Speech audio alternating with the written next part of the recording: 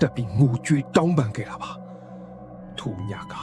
ရေနတ်သမီးရုပ်တုထဲကထွက်လာခဲ့သည်ပတ်စံမရေမဲမဲယူကြနေရင်သူ့ကြမိတဲ့အတန်ကတော့ရှင်အသက်ကိုကျမခွေလွန်မယ်သူ့တော့ကျမအတန်ကရှင်အုံနောက်ထဲထာဝရနေရနေမယ်ရေကိုမြည်ကျမကိုမီးရောင်နေမယ်တနေ့ရှင်မခံနိုင်တော့ရင်ကျမစီလာခဲ့ထိုနေ့မှစ၍ဦးမောင်လာတဖြည်းဖြည်းယူသွားခဲ့ပါသည်ယနေ့အထိပကူယူမျက်နာတွင်လာပြေညများတွင်အလွန်လှပသောအမျိုးသမီးသချင်းကြလျင်နာကိုပိတ်ထားကြတော့မှာနာထောင်လိုက်လျင်ထိုအတန်က